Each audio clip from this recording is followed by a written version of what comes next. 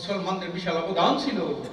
Supreme court অডিটোরিয়ামে ইসলামী আইনজীবী পরিষদের কেন্দ্রীয় সম্মেলনে বিগত দিনে আওয়ামী লীগের জুলুম নির্যাতন প্রসঙ্গে কথা বলেন ইসলামী আন্দোলনের নেতারা। গুম খুন সবকিছু দীর্ঘদিন পর্যন্ত চলে আসার বাষ্প বিস্ফোরিত হয়েছে 5ই আগস্টে। দেশে আর যেন ফ্যাসিস্টের জন্ম না হয় সে লক্ষ্যে এখন থেকে সবাইকে সজাগ থাকার আহ্বান জানান ইসলামী আন্দোলন বাংলাদেশের আমির পীর চরমনাই সৈয়দ মোহাম্মদ রেজাউল করিম। ফ্যাসিস্ট দাঁড়িয়েছে, আবার নতুনভাবে ফ্যাসিস্টের জন্ম না হয়। ইসলাম বলছে স্বভাবই চোরদের হাত কেটে দাও। আজকে বাংলাদেশের মধ্যে যদি স্বভাবই একটা চোরের আপনি হাত কেটে দেন, দেখবেন যুগ যুগ ধরে আর চোরের প্রবণতা থাকবে না।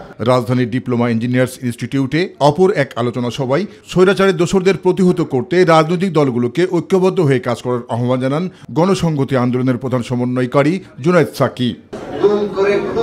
ভয় দেখিয়ে বিভাজন সৃষ্টি করে এবং নিষিদ্ধের আওয়াজ তুলে তারা আমাদের শাসন করেছে।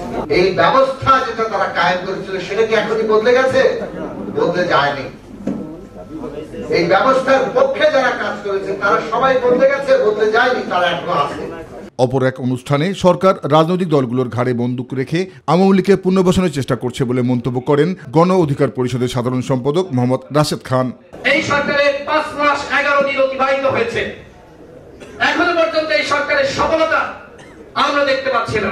আর আওয়ামী লীগকে নিষিদ্ধ করতে সকল দলের ঐক্যের বিকল্প নেই বলে মন্তব্য করেন জামায়াতের নেতা শফিকুল ইসলাম মাসুদ। আমাদেরকে 16 বছরের ইতিহাস ভুলে দিয়ে 5 মাসের ইতিহাস আমাদেরকে ঢুকিয়ে দিতে বাধ্য করছে যারা, তাদের বিরুদ্ধে লড়াই আমাদের করতে হবে। জাহিদ আহমেদ বাবু, মাই টিভি, ঢাকা।